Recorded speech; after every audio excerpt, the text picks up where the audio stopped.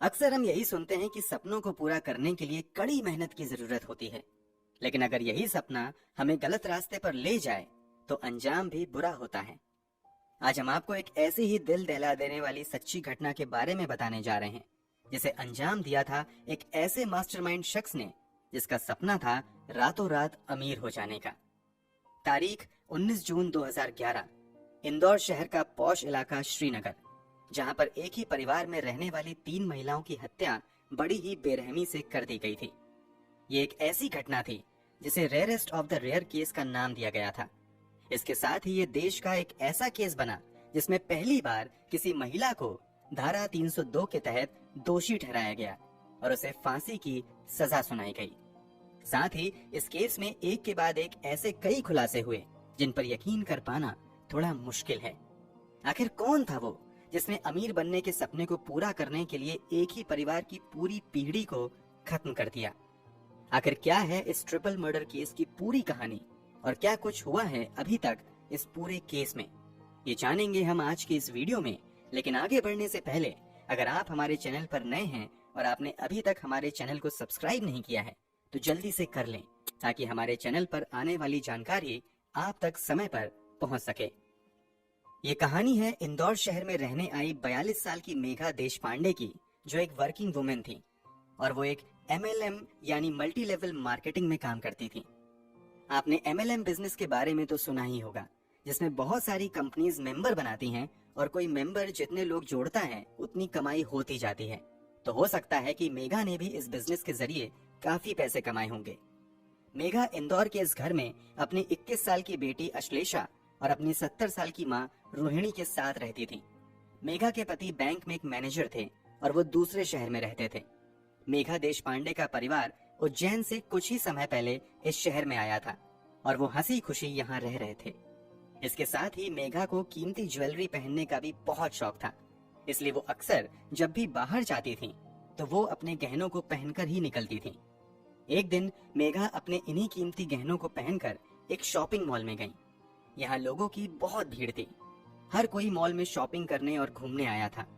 इसी भीड़ में मेघा की मुलाकात 23 साल की नेहा वर्मा नाम की एक लड़की से हुई। नेहा दिखने में जितनी सुंदर थी उतनी ही वो खुश मिजाज लड़की भी थी। उसे नए नए दोस्त बनाना बहुत अच्छा लगता था।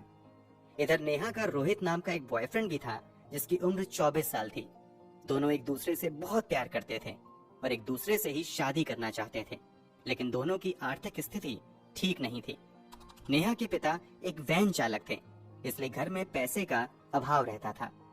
इसके साथ ही नेहा और उसके बॉयफ्रेंड की एक खास बात यह भी थी कि इनके अरमान एक जैसे ही थे। दोनों ही रातों रात अमीर होने के सपने देखते रहते थे ताकि वो आराम से अपनी जिंदगी जी सकें। इसी बीच नेहा और मेघा के बीच दोस्ती गहरी होती गई। नेहा अक्सर मेघा को कॉल करती थी, वो उसके बिजनेस के बारे में जानना चाहती थी। जब नेहा ने MLM बिजनेस के साथ जुड़ने की इच्छा जताई, 13 जून 2011 को मेघा कॉल करके नेहा को MLM बिजनेस के साथ जुड़ने को कहती हैं और उसे घर पर आने को कहती हैं। इसके बाद नेहा मेघा के घर पहुंचती हैं और फिर कुछ समय बाद वापस चली जाती हैं। इसके बाद दोपहर तक मेघा के घर पर सन्नाटा पसरा रहा। ना तो घर पर कोई दिखाई दे रहा था और ना ही किसी की आवाज आ रही थी। तभी एक महिला जो कि मेघा देशपांडे के फ्लैट के पास ही रहती थी, वो उनके घर के आगे से गुजर रही थी। उसने देखा कि मेघा देशपांडे का घर बंद था और आसपास खून के धब्बों से पैरों के निशान बने हुए थे। ये देखकर वो घबरा गई और उसने मकान मालिक को बुलाया।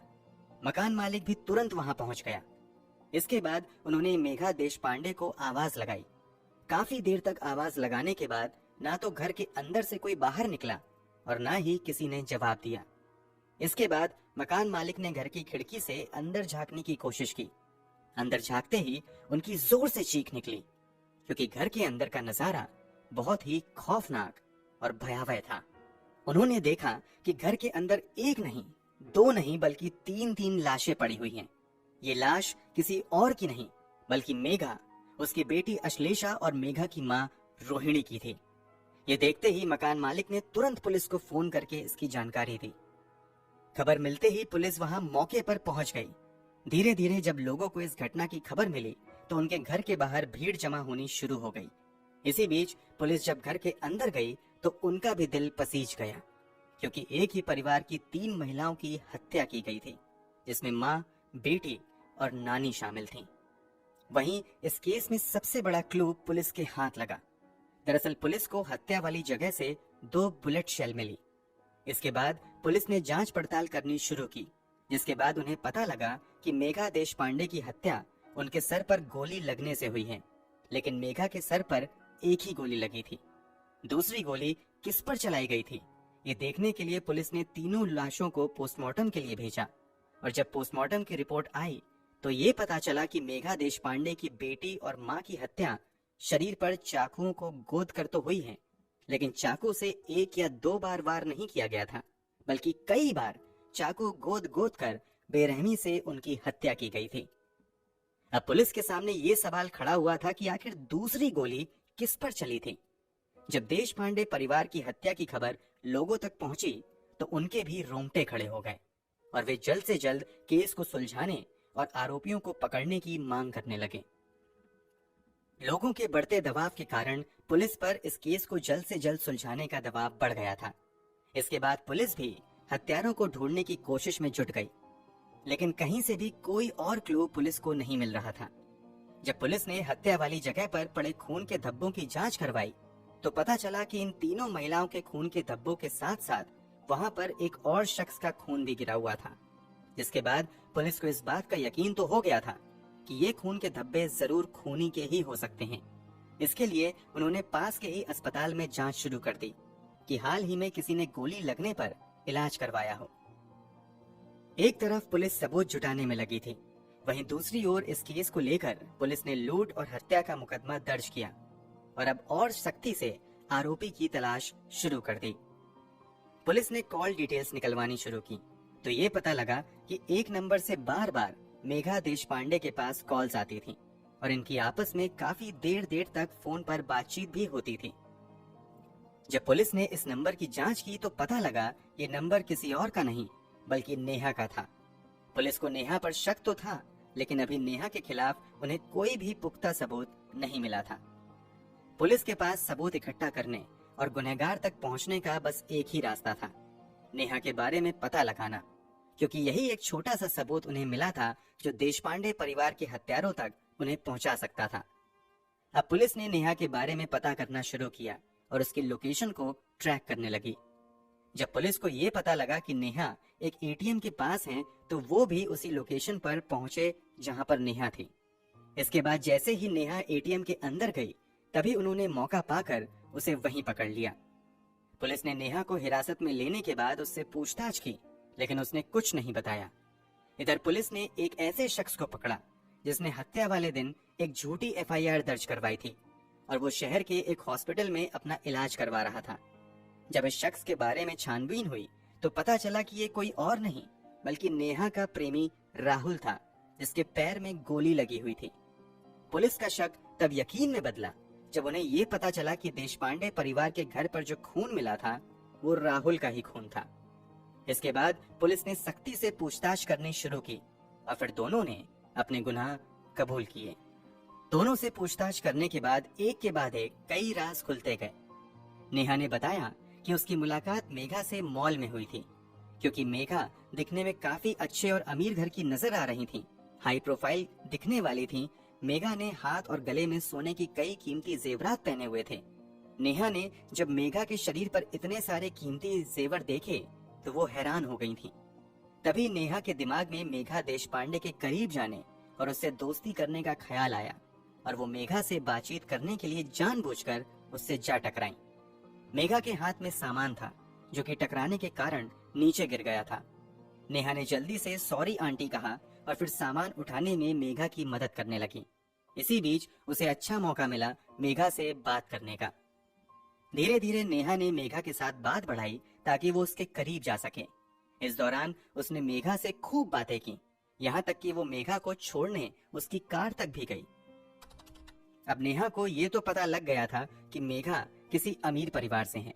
मेघा को देखते ही उसके मन में ख्याल आया रातों रात अमीर बनने का, और उसने मेघा को देखते ही उसे लूटने की साजिश रची और उसे अपने जाल में फंसा लिया। इसके बाद नेहा ने अपने इस प्लान में अपने बॉयफ्रेंड राहुल को भी शामिल किया। उसने राहुल को बताया कि उसकी एक ऐसी महिला से बातचीत होती है जो बहुत रईस घर से है। उसके घर पर केवल महिलाएं ही रहती हैं। मेरी उनके साथ काफी अच्छी बातचीत भी है। ये सुनकर राहुल के दिमाग में भी यही ख्याल आया कि ये तो अच्छा मौका है कि घर में कोई आदमी नहीं है, सिर्फ महिलाएं ही हैं, तो क्यों ना लूटपाट की जाए ताकि उनकी आर्थिक तंगी सुधर सके और वो शादी के बाद आराम से रह सकें। उन्हें ज्यादा मेहनत करने की जरूरत भी नहीं पड़ेगी। इसके बाद राहुल इस साजिश की तैयारी करने लगा। वह मन ही मन मेघा के घर में लूटपाट करने की योजना बना रहा था। उसे लग रहा था कि लूटपाट के लिए वो उनकी हत्या कर देगा ताकि कोई उनके खिलाफ बोल ना पाए। लेकिन उनके पास मेघा को मारने के लिए पिस्टल नहीं थी। इसके लिए राहुल ने सहारा लिया मनोज का, क्योंकि उसके पास एक पिस्टल थी। मनोज राहुल का दोस्त था और वो उम्र में नेहा और राहुल से काफी बड़ा था। अब वो दिन भी आ गया जिस दिन नेहा और उसके प्रेमी ने इस घटना को अंजाम देना था। मेघा के घर उसके अलावा उसकी माँ और बेटी ही थी। घटना वाले दिन नेहा ने एक मल्टी लेवल मार्केटिंग के जरिए एक बहाना बनाया ताकि वो मेघा के घर में जा सके। काम के सिलसिले में नेहा मेघा के घर पहुंची।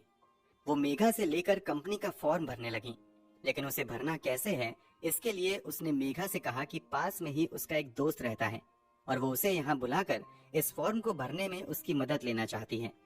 इसके बाद नेहा ने फोन कर उन्हें बुलाया और प्लान के मुताबिक राहुल और मनोज भी मेघा के घर में घुस गए। घर में घुसते ही रोहित ने पिस्तौल दिखानी शुरू कर दी और फिर उसने बिना कुछ सोचे समझे मेघा पर बिल्कुल पास से गोली मारी, जिससे उसकी मौके पर ही मौत हो गई। ये राहुल वही शख्स था जिसने मेघा पर सबसे पहले गोली चलाई थी। गोली की आवाज सुनकर कमरे में अश्लेषा और उसकी नानी भी दौड़ी दौड़ी वहां पहुंची। इसके बाद उन्होंने अश्लेषा को डरा धमकाकर उससे एटीएम कार्ड लेकर उसका पिन पूछ लिया। इसके बाद रोहित ने गोली से अश्लेषा और उसकी नानी को मारने की कोशिश की, लेकिन हड़बड़ी में ये गोली राहुल के पैर में जा लगी। इसके बाद उन्होंने चाकू से मार मार कर उनकी हत्या कर दी। उसके बाद इन्होंने वहां से निकलने से पहले 1.5 लाख रुपए, 5 लाख तक के कीमती गहने और एटीएम कार्ड लेकर फरार हो गए। ये वही एटीएम कार्ड था जिससे नेहा पैसे निकलवाने जा रही थी और तब पुलिस ने एटीएम के पास नेहा को पकड़ा था। इसी कार्ड के जरिए पुलिस ने नेहा को हिरासत में लिया था। इसके बाद राहुल ने अपने पैर पर लगी गोली का इलाज करने के लिए एक झूठी एफआईआर दर्ज करवाई। ये सब आरोपियों ने पुलिस को अपने बयान में बताया था। उन्होंने साथ ही ये भी कहा कि ये उनका प्लान था कि मर्डर करके वो सारी चीजें लूट लेंगे और फिर हम कभी भी पकड़े नहीं जाएंगे। लेकिन ज्यादा देर ना करते हुए पुलिस ने इस केस को सुलझाया और हत्यारों को पकड़ लिया। ये बात धीरे धीरे लोगों तक पहुंच गई कि देशपांडे परिवार के हत्यारे पकड़े गए हैं, जिसके बाद लोगों ने उन्हें कड़ी से कड़ी सजा दिलाने की मांग की। दिसंबर 2013 में निचली अदालत ने इन तीनों ही आरोपियों को फांसी की सजा सुनाई थी और आईपीसी की धारा 302 के तहत आरोपियों से मिले खून से सने कपड़े, चाकू, जूते और लूटे जेवर मौजूद किए। इसके बाद 2014 में हाईकोर्ट की इंदौर बेंच ने भी जिला अदालत के इस फैसले को गंभीर बताते हुए नेहा वर्मा, उसके प्रेमी राहुल और मनोज की फांसी की सजा को बरकरार रखा और साथ ही कोर्ट ने इस केस को rarest of the rare case भी माना। नेहा वर्मा इन दिनों इंदौर सेंट्रल जेल में बंद हैं। हाल ही में वो जेल में रहते हुए अन्य महिला कैदियों को ब्यूटी पार्लर का कोर्स करवा रही हैं। तो दोस्तों, देखा आपने कैसे पैसा एक इंसान से वो सब करवा देता है जिसका अंजाम अंत में बहुत ही भयानक होता है। इसके साथ ही हमें इस केस से ये भी सीख मिलती है कि हमें पब्लिक प्लेस में कीमती जेवरात पहनकर नहीं निकलना चाहिए। किसी अनजान शख्स से एकदम से दोस्ती नहीं करनी चाहिए। ये छोटी छोटी चीजें ही सीख लेने वाली होती हैं, जिससे हम खुद की सुरक्षा और अपने परिवार की सुरक्षा कर सकते हैं। आपको इस केस से क्या सीख मिली, हमें जरूर बताइए। इसके साथ ही दोस्तों, क्या आपको ये पता है कि इंदौर में ये पहली बार हुआ था जब कोर्ट ने किसी लड़की को फांसी की सजा सुनाई थी? आपको क्या लगता है, क्या कोर्ट ने सही फैसला लिया? क्या कोर्ट ने उन्हें सही सजा सुनाई? आपके मुताबिक आरोपियों को और कौन सी सजा मिलनी चाहिए थी? और कैसी लगी आपको ट्रिपल मर्डर केस की ये कहानी? आप हमें अपना जवाब कमेंट बॉक्स में जरूर लिखें। साथ ही ऐसी जानकारी पाने के लिए हमारे चैनल पर बने रहिए।